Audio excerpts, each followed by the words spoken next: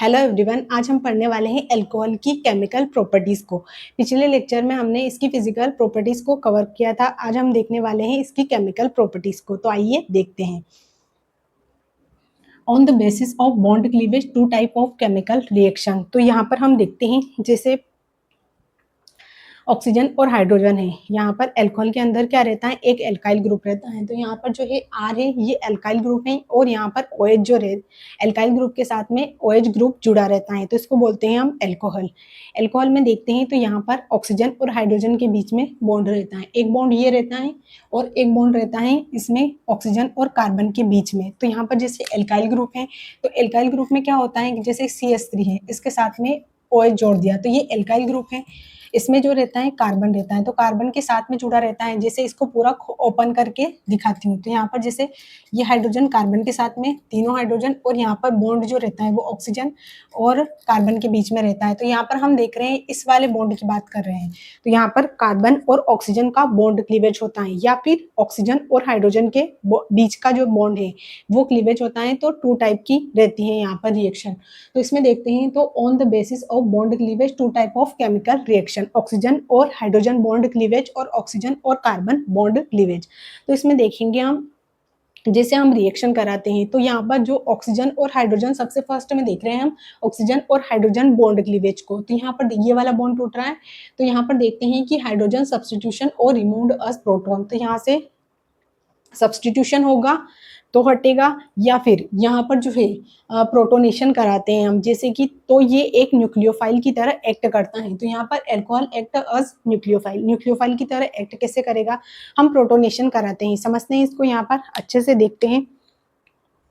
जैसे कि यहाँ पर प्रोटोनेशन कराते हैं, यहाँ पर H+ आया, कोई भी मतलब इसको इलेक्ट्रोफाइल बोल सकते हैं, जिसके पास में इलेक्ट्रॉन की कमी होती है, तो यहाँ पर प्रोटोनेशन कराते हैं। प्रोटोनेशन कराएंगे तो इसके ऊपर पॉजिटिव चार्ज है। जब किसी भी एटम के ऊपर पॉजिटिव चार्ज कब आता है, जब इलेक्ट्रॉन की कमी होती है उसके पास, तो उसके ऊपर पॉजिटिव चार्ज आता है। तो यहाँ पर देखते हैं हम कि अल्कोहल जो रहता है, अल्कोहल में ऑक्सीजन है, ऑक्सीजन है। अब इसके पास में इसका ऑक्टेट कंप्लीट कैसे होगा, जैसे यहाँ पर इसके साथ में 2 बॉन्ड, ये इसके 2 बॉन्ड, मतलब बॉन्ड के अंदर जो टोटल 2 बॉन्ड है यहाँ पर, तो यहाँ पर 2 टू 4 इलेक्ट्रॉन हो गए, और इसके पास में इसका ऑक्टेट कंप्लीट है, तो इसके पास में जो है कितने 2 लोन पेयर है।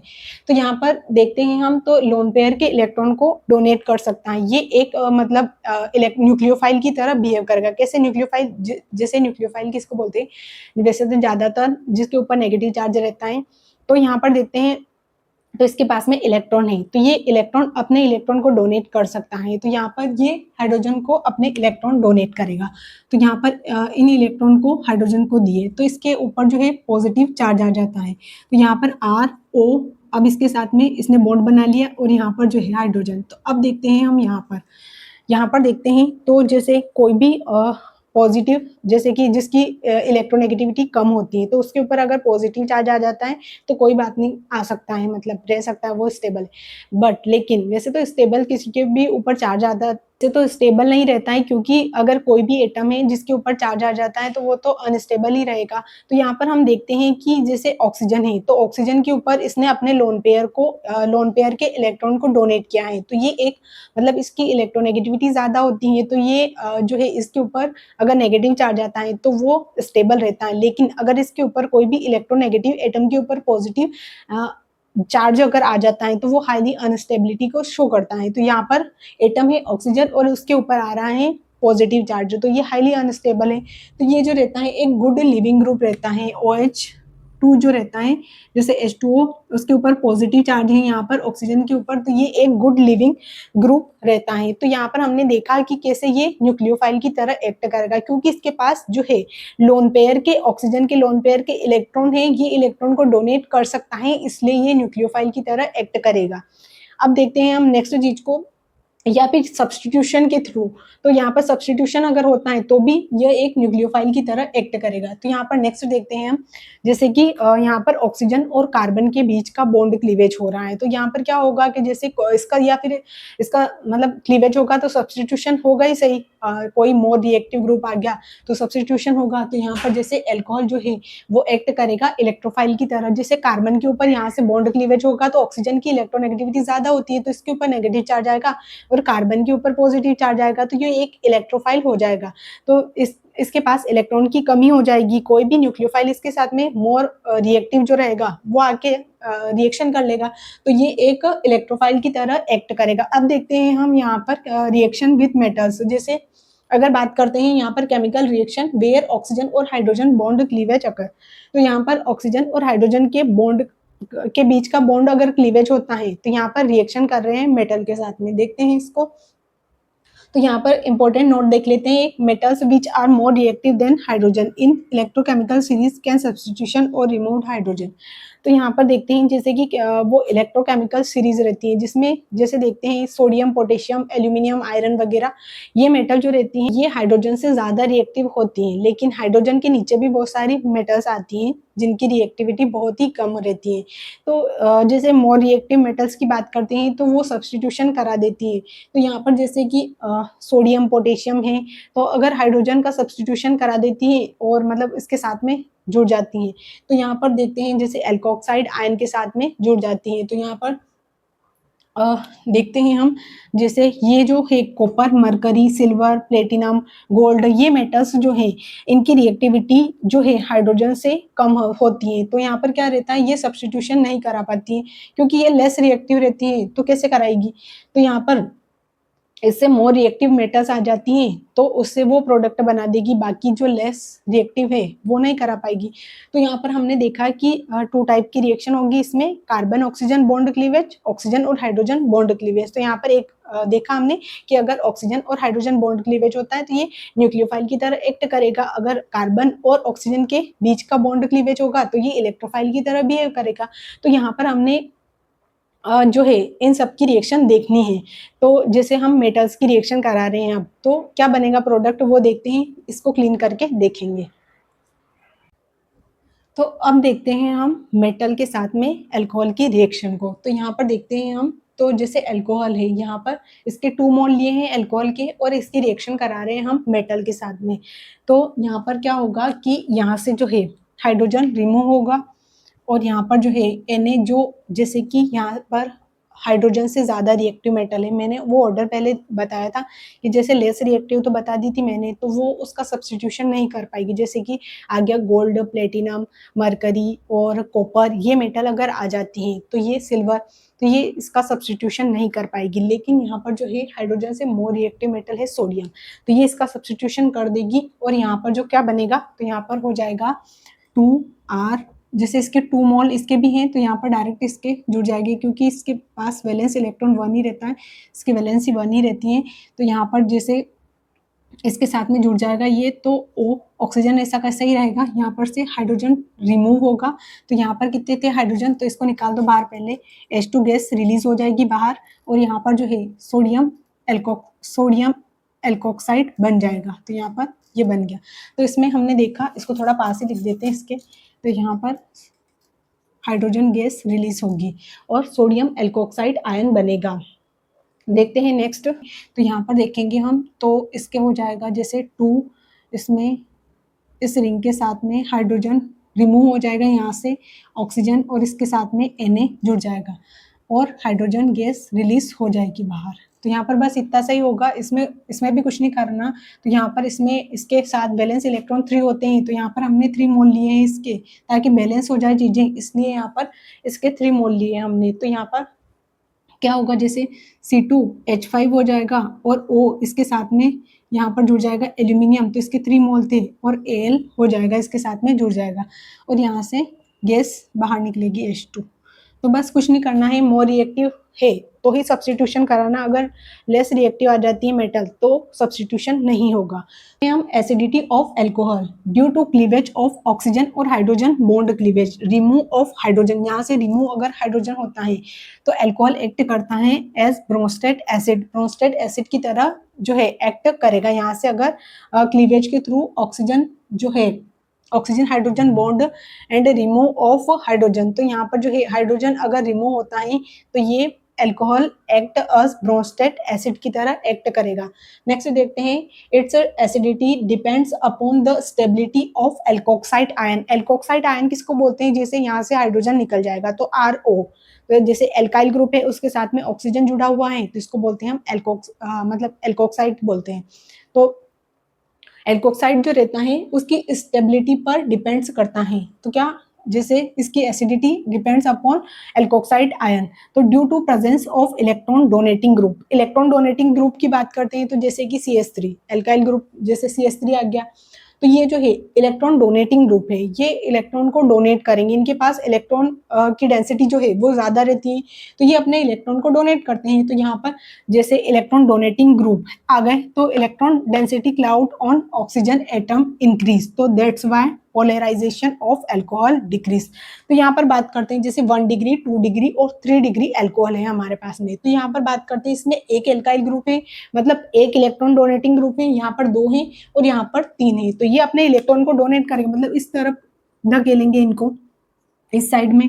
तो यहाँ पर जो है इलेक्ट्रॉन का क्लाउड, इस कार्बन के ऊपर इलेक्ट्रॉन की डेंसिटी ज्यादा हो जाएगी तो यहाँ पर पोलराइजेशन जो है इसके ऊपर भी नेगेटिव चार्ज जो है बढ़ने लगेगा, तो यहाँ पर जो है पोलराइजेशन कम होगा। जैसे कि पोलराइजेशन मतलब जैसे कि नेगेटिविटी दो जैसे कि कोई आयनिक कंपाउंड है तो आयनिक कंपाउंड में क्या होता है कि इलेक्ट्रॉन को डोनेट कर दिया जाता है, लेकिन यहाँ पर पोलराइजेशन होता है तो थोड़ा सा इलेक्ट्रॉन जो रहता है या कोई एक एटम रहता है उसकी इलेक्ट्रोनेगेटिविटी कम रहती है, जिसकी ज्यादा रहती है उसके साइड में पोलराइजेशन हो जाता है यहाँ पर। तो जैसे इसका पोलराइजेशन है वो डिक्रीज हो जाएगा इलेक्ट्रॉन डोनेटिंग ग्रुप की वजह से। तो यहाँ पर देखते हैं हम एसिडिटी देखेंगे, इसने पहले ही बोल दिया है कि it's acidity depends upon the stability of alkoxide ion, निकाल पाएंगे कि इसकी एसिडिटी कितनी होगी, कम होगी, ज्यादा होगी, वो डिपेंड करता है एल्कोक्साइड आयन पर। तो यहाँ पर देखते हैं हम, तो इसमें प्राइमरी सेकेंडरी और टर्शरी अल्कोहल में प्राइमरी अल्कोहल की एसिडिटी सबसे ज्यादा होगी, क्यों होगी, क्योंकि उसमें इलेक्ट्रॉन डोनेटिंग ग्रुप जो है वो सबसे कम है, केवल एक ही है यहाँ पर, तो यहाँ पर जो है इसकी एसिडिटी सबसे ज्यादा होगी और टर्शरी अल्कोहल की सबसे कम होगी। 1 डिग्री अल्कोहल की सबसे ज्यादा, फिर 2 वाले की सबसे लेस होगी, 3 डिग्री वाले की। तो यहाँ पर जो है due to presence of electron donating group acidity जो है वो यहाँ पर जैसे आ गए तो उसकी वजह से पोलराइजेशन डिक्रीज हो गया और यहाँ पर जो है इसकी एसिडिटी भी डिक्रीज हो गई, पोलराइजेशन कम होगा तो एसिडिटी भी कम होगी। तो यहाँ पर 1 डिग्री वाले की सबसे ज्यादा। हम बात करते हैं अल्कोहल की, यहाँ पर तो अल्कोहल जो प्राइमरी अल्कोहल जैसे इसके साथ में जिस हाइड्रोक्सी ग्रुप जो है इसके साथ में जो कार्बन जुड़ा हुआ है उससे एक कार्बन जुड़ा हुआ है तो इसको प्राइमरी अल्कोहल। अब सेकेंडरी अल्कोहल में जिस कार्बन से जुड़ा हुआ है वो आगे 2 कार्बन से जुड़ा, सेकेंडरी यहाँ पर 3 कार्बन से, तो टर्शरी अल्कोहल बोल दिया। अब बात करेंगे हम इसकी और भी रिएक्शन है उनको देखेंगे, इसको क्लीन करके देखते हैं। तो यहाँ पर हम ऑक्सीजन और हाइड्रोजन बॉन्ड क्लीवेज की और भी रिएक्शन को देख लेते हैं। तो यहाँ पर जैसे कि कोई भी एरोमेटिक रिंग है या फिर यहाँ पर अल्कोहल है, जैसे कि एलिफेटिक और एरोमेटिक, जैसे तो एलिफेटिक में क्या रहता है कि एक कार्बन की चेन रहती है, तो इनको बोलते हैं एलिफेटिक। और एरोमेटिक की बात करते हैं तो जिसमें जैसे कोई भी साइक्लिक कंपाउंड आ जाता है एरोमेटिक में, जैसे बेंजीन है, ये जो कंपाउंड रहते हैं बेंजीन एक एरोमेटिक कंपाउंड है। तो यहाँ पर कोई भी एलिफेटिक या एरोमेटिक कंपाउंड है उनकी रिएक्शन हम कराते हैं, जैसे कि अल्कोहल है, अल्कोहल की रिएक्शन हम करा रहे हैं एसिड के साथ में, ये एसिड है यहाँ पर कार्बोक्सिलिक एसिड, जैसे COOH ग्रुप आ जाता है तो इसको बोलते हैं हम एसिड। तो यहाँ पर जैसे अल्कोहल की रिएक्शन एसिड के साथ में करा रहे हैं तो क्या बनेगा, यहाँ पर ये जो रिएक्शन है ये एसिड कैटालाइज्ड रिएक्शन है, इसलिए इसके ऊपर H+ लिखा है मैंने। तो यहाँ पर रिएक्शन कराएंगे हम तो क्या बनेगा, तो यहाँ पर ऑक्सीजन और हाइड्रोजन के बीच का बॉन्ड क्लीवेज हो रहा है। तो यहाँ पर जो है अल्कोहल में ऑक्सीजन और हाइड्रोजन के बीच का जो बॉन्ड है वो क्लीवेज हो रहा है तो रिएक्शन होगी, तो यहाँ से H निकलेगा और यहाँ से निकलेगा OH। तो हमको निकालना है वाटर बाहर, तो यहाँ से निकलेगा H और यहाँ से OH। तो जो रिएक्शन करा रहे हैं अभी हम ऑक्सीजन और हाइड्रोजन बॉन्ड क्लीवेज वाली ही होगी। तो इसमें से हमको अल्कोहल से H को रिमूव करना है और यहाँ पर जो एसिड है एसिड में से OH को रिमूव करेंगे हम। तो यहाँ से वाटर बाहर निकालेंगे, सबसे पहले वाटर निकल जाएगा, फिर उसके बाद में जो बचा हुआ है वो उसको लिखेंगे। तो यहाँ पर जैसे इसके ऊपर R डैश कर देते हैं से पता चल जाएगा। तो यहाँ पर जैसे कार्बन के साथ में ये वाला जो RO एल्कोक्साइड ग्रुप है ये आके जुड़ेगा, तो ये R और ऑक्सीजन, इसके साथ में कार्बन डबल बॉन्ड ऑक्सीजन, और यहाँ पर जो था वो एल्काइल ग्रुप लगेगा मतलब, तो ये बन गया एस्टर। तो यहाँ पर एस्टर का फॉर्मेशन हुआ और वाटर बाहर निकला। तो हमको ये रिएक्शन जो है यहाँ पर ऑक्सीजन और हाइड्रोजन बॉन्ड क्लीवेज करना था। अब देखते हैं नेक्स्ट रिएक्शन में, यहाँ पर एल्कोहल ले रहे हैं, इसमें और कार्बन बढ़ा दिए, ये भी यहाँ पर एक एल्काइल ग्रुप था, यहाँ पर 2 कर दिए, बस इतना सा हुआ इसमें, बाकी कुछ नहीं करना। यहाँ पर हाइड्रोजन रिमूव, यहाँ से हाइड्रोजन रिमूव करेंगे और यहाँ से OH रिमूव कर देंगे, तो क्या बन जाएगा। तो इसमें देखेंगे तो यहाँ पर CH3 था, जिससे कि इसको पूरा ही प्रोडक्ट ही डायरेक्ट इधर ही कर देती हूँ मैं, बाय प्रोडक्ट निकाल देती हूँ पहले। तो यहाँ से देखेंगे तो O और OH और यहाँ से हाइड्रोजन, तो वाटर बाहर निकाल देते हैं, तो इसको लिखेंगे H2O, ये निकल गया। फिर उसके बाद में जो कार्बन के साथ में जो R, यहाँ पर CH3 है तो CH3 लिखेंगे CH3, और उसके बाद में यहाँ पर जो था इसके साथ में कार्बन जुड़ेगा, यहाँ पर डबल बॉन्ड ऑक्सीजन इधर, और उसके बाद में ये CH2 आ जाएगा और CH3 हो जाएगा। तो यहाँ पर हमने देखा कि अगर ज़्यादा कार्बन आ रहे हैं तो यहाँ पर क्या मिला हमको, तो इसमें जैसे कि ऑक्सीजन भी बचा हुआ था ना इसके साथ में, तो ये जो जुड़ा है तो इसके साथ में ऑक्सीजन यहाँ पर रहेगा, क्योंकि वो थोड़ा सा कार्बन को जोड़ने के चक्कर में इधर रह गया वो। तो यहाँ पर जो है इसके साथ में CH3O, और ये हो जाएगा एस्टर। तो इसमें भी एस्टर ही बना, क्योंकि यहाँ पर जो है ऑक्सीजन 2 थे, यहाँ पर एक तो कार्बन डबल, ये कार्बोनिल ग्रुप वाला था, और एक यहाँ से हाइड्रोजन निकला, तो यहाँ पर ऑक्सीजन बच गया। तो ये एल्कोक्साइड आयन है, इसके साथ में कार्बन के साथ में इसके ऊपर पॉजिटिव चार्ज आ जाता है, यहाँ से OH बाहर निकलता है, तो कार्बन के ऊपर पॉजिटिव चार्ज आ जाता है, तो ये bond by partial positive charge, मतलब पार्शियल क्या चार्ज ही आ जाता है, ये तो रिमूव होता है यहाँ से, तो इसके ऊपर पॉजिटिव चार्ज आ जाता है। तो यहाँ पर देखते हैं तो यहाँ से हाइड्रोजन निकलता है H+ बन के, तो इसके ऊपर बॉन्ड छोड़, मतलब इसके ऊपर नेगेटिव चार्ज रहता है, तो ऑक्सीजन ये नेगेटिव वाला पॉजिटिव के साथ में बॉन्ड बना लेगा, तो यहाँ पर जो है कार्बन के साथ में ऑक्सीजन, और ये मतलब पूरा का पूरा ही ये पूरा का पूरा ही एल्कोक्साइड ग्रुप यहाँ पर जाके जुड़ जाता है। बस इतनी सी होगी रिएक्शन, तो ज़्यादा है ही नहीं इसमें कुछ। यहाँ पर देखते हैं हम, ये एरोमेटिक नहीं है, साइक्लिक है, तो यहाँ पर देखते हैं हम, तो इसमें जो है एक साइक्लिक रिंग के साथ में OH है, तो यहाँ से देखते हैं हम, तो यहाँ पर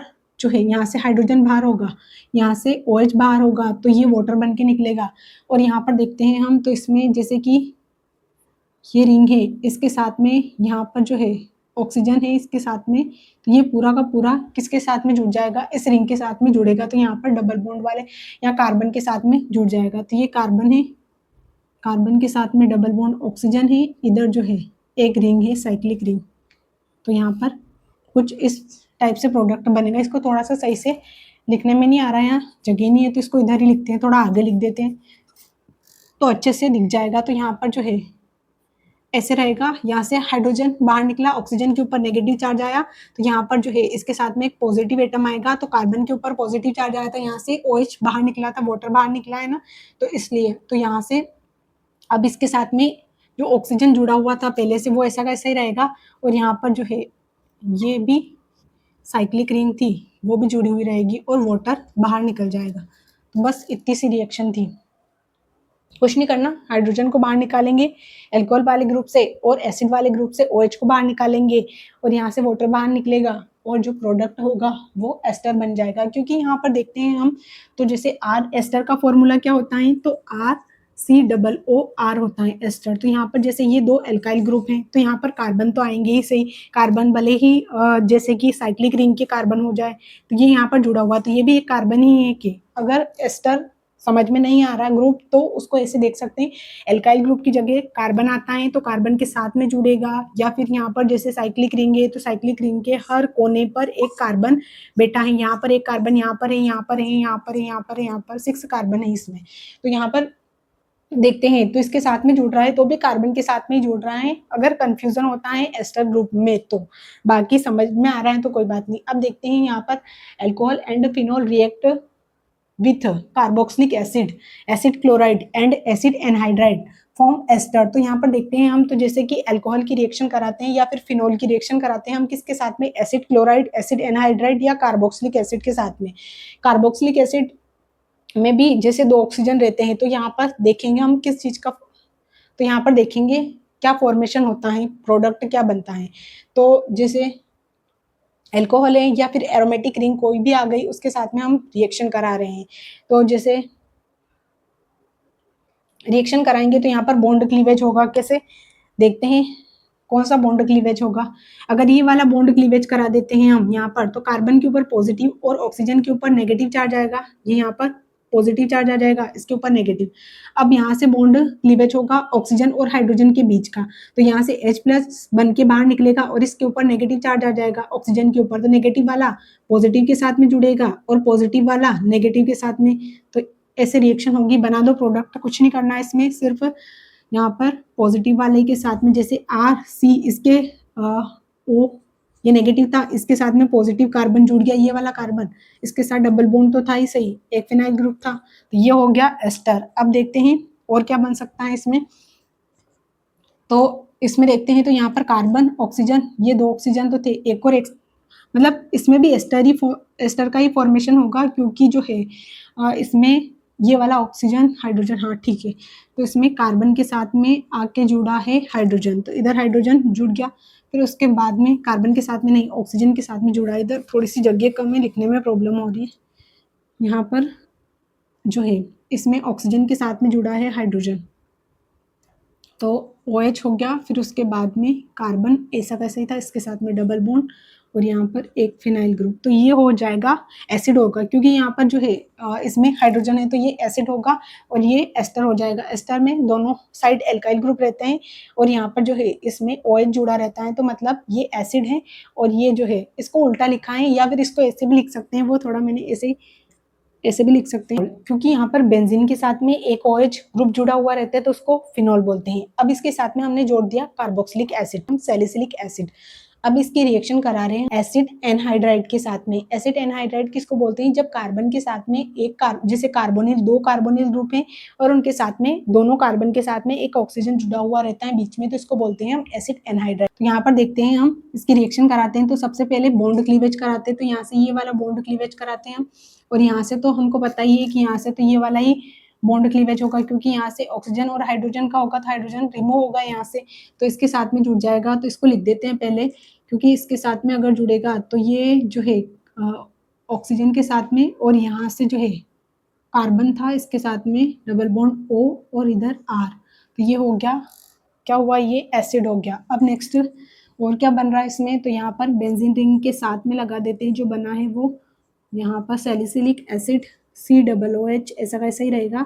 यहाँ पर ऑक्सीजन था, इसके साथ में एक और कार्बन आके जुड़ जाएगा, ये, और यहाँ पर R, तो ये हो गया हमारा, ये एस्टर ही हुआ, ये यहाँ पर एसिड और एस्टर। तो इसकी रिएक्शन जितनी भी थी वो सब देख ली हमने। यहाँ पर एक और रिएक्शन शायद मैंने इधर की है, वो भूल गए, मुझे लगा यहाँ पे जगह है, तो यहाँ ये छूट गई है, पर यहाँ पर कर दी थी मैंने उसको। तो देखा हमने कि कैसे ये जो है अल्कोहल और फिनोल के साथ में, अल्कोहल और फिनोल जो है वो एसिड एनहाइड्राइड अल्कोहल या कार्बोक्सिलिक एसिड, इनके साथ में रिएक्शन करके एस्टर का फॉर्मेशन करता है और साथ में एसिड या फिर कुछ HCl वगैरह बनता है। तो यहाँ पर हमने एस्टर की रिएक्शन देखी। हम देखते हैं chemical reaction based on carbon oxygen bond cleavage. तो यहाँ पर देखते हैं रिएक्टिविटी ऑर्डर को देख लेते हैं। तो सबसे ज्यादा रिएक्टिविटी किसकी होती है वो देखते हैं। यहाँ पर CH हो गया, जैसे कि इसमें डायरेक्ट ऐसे करते हैं, तो CH3 हो गया, CH2 और OH, ये प्राइमरी अल्कोहल है।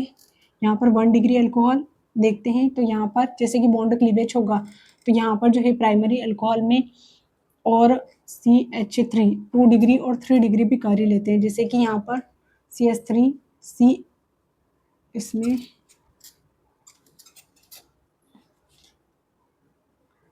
CH3 CH3 और यहाँ पर जैसे 2 डिग्री है, ये एक हाइड्रोजन रहेगा, इसके साथ में CH और OH, इसमें 3 डिग्री देखते हैं, CH3 और CH3, तो यहाँ पर ये 3 डिग्री है।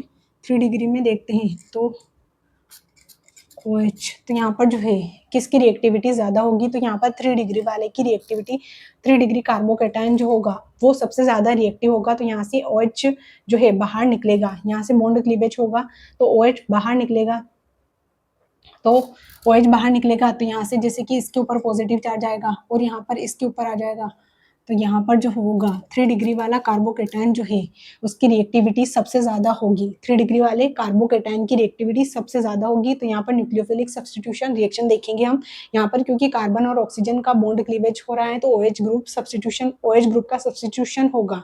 पर कहाँ पर, जैसे कि क्लोरीन जो है वो यहाँ पर नोट देख लेते हैं इसमें एक, कि जो क्लोरीन मतलब एक्स मतलब हेलोजन, क्लोरीन, ब्रोमीन, ये जो ग्रुप रहते हैं ये जैसे कि is a poor nucleophile and can not substitute OH group, ये इनकी इतनी औकात नहीं रहती है कि ये OH ग्रुप का सब्स्टिट्यूशन करा सके। लेकिन यहाँ पर जो है but in acidic medium protonated OH मतलब प्रोटोनेशन होता है यहाँ पर, तो जो OH2 मतलब जैसे कि इसके ऊपर ऑक्सीजन के ऊपर पॉजिटिव चार्ज रहता है तो ये एक गुड लिविंग ग्रुप रहता है। तो एसिडिक मीडियम में प्रोटोनेटेड फॉर्म जो होता है which is good leaving group, that's why substitution reaction occur. तो यहाँ पर जो है एसिडिक मीडियम की वजह से जो है क्लोरीन मतलब OH का सब्स्टिट्यूशन हो पाता है। तो यहाँ पर से जो ROH है इसमें से OH बाहर निकल जाएगा और क्लोरीन जुड़ जाएगा। तो यहाँ पर क्या होगा, RCl जुड़ जाएगा। जैसे कि इसमें से प्रोटोनेशन करवाया हमने, H प्लस गया इसके पास में, तो यहाँ से इसने इसके लोन पेयर के इलेक्ट्रॉन थे इसको दिए, तो मतलब H प्लस था तो इसको इलेक्ट्रॉन कौन देगा, ऑक्सीजन। इसके पास 2 लोन पेयर हैं तो ये लोन पेयर के इलेक्ट्रॉन को हाइड्रोजन को दे देगा। तो यहाँ से इसके ऊपर पॉजिटिव चार्ज आ जाएगा। तो ये जो है गुड लिविंग ग्रुप है, यहाँ से निकल जाएगा। तो इसकी वजह से यहाँ पर जो है क्लोरीन जुड़ जाएगा तो ये प्रोडक्ट बन जाएगा। अब देखते हैं यहाँ पर नेक्स्ट, तो इसमें देखते हैं तो यहाँ पर भी ऐसे होगा, एसिडिक मीडियम में H प्लस जाएगा, प्रोटोनेशन कराएंगे तो यहाँ पर भी जैसे X है तो इसको X ही लिख दो, RH मतलब हेलोजन, कोई भी हेलोजन, क्लोरीन, ब्रोमीन, आयोडीन जो भी है। अब देखते हैं इसके साथ में कराते हैं तो यहाँ पर भी R और उसके साथ में Cl पर यहाँ पर 3 मोल रहेंगे, क्योंकि यहाँ पर जो है सबसे पहले PCl5 को देखते हैं तो बाई प्रोडक्ट को पहले ही निकालना है ताकि हमको पता चल जाए कि यहाँ पर जो है कितने मोल ले रहे हैं। तो यहाँ पर देखते हैं हम, तो इसमें क्या होता है कि H3PO3 ये जो है बाहर निकल जाएगा, H3PO3 बाहर निकलेगा यहाँ से। तो यहाँ पर जो है इसके 3 मोल लेंगे हम, किसके, अल्कोहल के 3 मोल लेंगे, ROH इसके 3 मोल लेंगे। तो यहाँ पर जो है इसके ऑक्सीजन के 3 ऑक्सीजन निकले, 3 हाइड्रोजन और 3 ऑक्सीजन, उसके बाद में फॉस्फोरस जो था वो निकल गया। तो यहाँ से H3PO3 बाहर निकल जाएगा और जो 3 जो मोल थे इसके Cl के, और वो निकल 3Cl और Cl3 था तो वो निकल गया, और HCl PCl5 है तो यहाँ पर जो है इसमें जैसे 3 क्लोरीन तो इसके साथ में चले गए, उसके बाद में 2 HCl भी बाहर निकलेगा इसमें से, क्योंकि 2 HCl और बाहर निकलेगा यहाँ से, क्योंकि 2 इसके साथ में, 3 इसके साथ में, तो 5 टोटल 5 क्लोरीन बाहर निकालने हैं तो HCl भी बाहर निकलेगा। अब देखते हैं इसके साथ में यहाँ पर भी ऐसे रिएक्शन होगी, तो इसमें जो है जैसे 3 रहेंगे इसके मोल और यहाँ पर ब्रोमीन ऐड करेंगे, हम यहाँ पर जोड़ेंगे ब्रोमीन को, क्योंकि यहाँ पर हेलोजन एटम जो है वो ब्रोमीन है इसलिए। और जो बाय प्रोडक्ट है इसके साथ में यहाँ पर जैसे कि इसमें हो जाएगा OH जो थे 3 ही थे इसमें भी, तो यहाँ पर जो है P आ जाएगा इसके साथ में, और यहाँ पर जो है इसमें H3O3 हो जाएगा, इसमें भी यही होगा। और यहाँ पर जैसे इसमें देखते हैं तो सल्फर डाइऑक्साइड बाय प्रोडक्ट में निकलेगा और HCl निकल जाएगा, और इसके साथ में जुड़ जाएगा R और Cl जुड़ जाएगा, तो ये निकलेगा। इसमें RCl इसमें भी बनेगा, यहाँ पर एल्किल हैलाइड बनेगा, इसमें भी सारों में एल्काइल हैलाइड ही बन रहा है, लेकिन हमको बाय प्रोडक्ट जो है वो ध्यान में रखना। तो यहाँ पर ऐसा नहीं होगा, इसमें थोड़ा सा चेंजेस करते हैं। यहाँ पर इस वाली रिएक्शन में है जो क्या बनेगा इसमें, तो यहाँ पर जैसे R और Cl इसके साथ में जुड़ जाएगा, Cl जुड़ गया। फिर उसके बाद में यहाँ पर देखते हैं तो कितने Cl और बच रहे हैं, तो उनको देखते हैं। तो यहाँ से एक HCl और निकाल देते हैं बाहर, और क्या बच रहा है, तो P फॉस्फोरस निकलेगा यहाँ से, तो इसमें हो जाएगा जैसे POCl3 निकाल दिया, तो 3, 4 और 5 टोटल 5 थे, तो इससे 5 क्लोरीन निकल गए हैं। तो यहाँ पर हमको 3 मोल लेने की ज़रूरत नहीं है वैसे, तो इसलिए मैंने जो पहले लिखा था वो थोड़ा रॉन्ग हो गया था।